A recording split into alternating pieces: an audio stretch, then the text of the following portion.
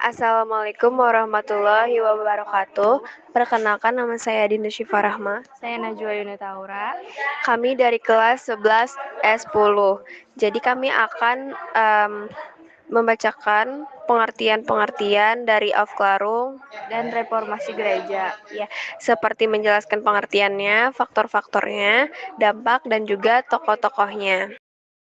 Yang pertama, ada pengertian dari Aufklärung. Aufklärung ini adalah istilah yang berasal dari Jerman yang artinya pencerahan atau enlightenment, yang merujuk pada gerakan intelektual dan filosofis yang terjadi di Eropa pada abad 17 dan 18. Oke, setelah itu ada faktor-faktornya. Yang pertama ada faktor internal. Satu, dari faktor internal itu seperti perkembangan ilmu pengetahuan dan teknologi. Terus juga ada munculnya rasionalisme dan skeptisisme. Terus ada perubahan sosial dan ekonomi di Eropa. Setelah itu ada faktor eksternal, seperti pengaruh revolusi ilmiah, seperti atau yang dimaksudkan seperti kayak scientific revolution. Terus juga ada pengaruh reformasi Protestan, dan yang ketiga ada pengaruh perang 30 tahun atau yang disebut seperti 30 Years War.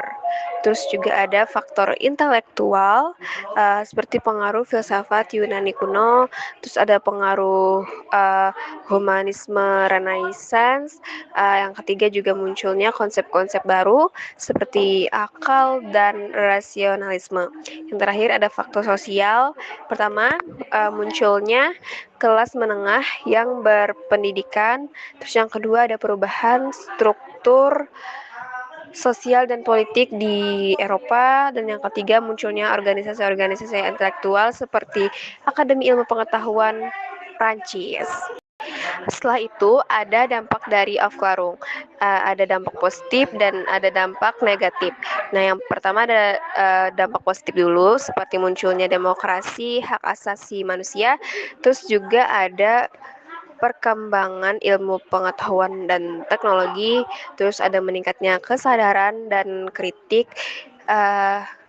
sosial. Terus juga ada perubahan dalam pemikiran dan budaya.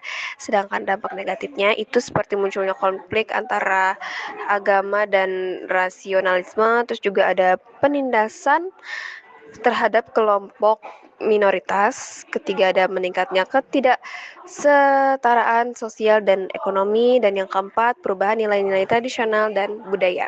Yang terakhir, tokoh-tokohnya. Yang pertama ada René Descartes. Itu adalah tokoh filsuf dan matematika dari Prancis. Terus juga ada John Locke.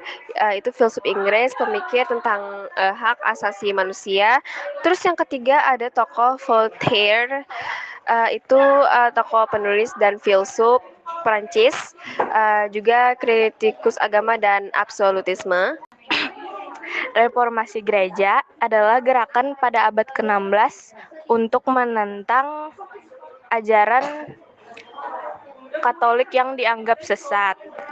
Lalu ada faktor-faktornya. Faktor-faktornya faktor internal, korupsi, dan penyalahgunaan kekuasaan dalam gereja, seperti penjualan indulgensi. Lalu faktor eksternal ada pengaruh humanisme, faktor ideologis, pengaruh teologi baru gitu. Dampaknya ada perpecahan Kristen menjadi Protestan, perang agama, lalu pengembangan konsep teologi-teologi baru. Tokohnya ada Martin Luther dengan 95 tesis, John Calvin, pengembang Calvinisme.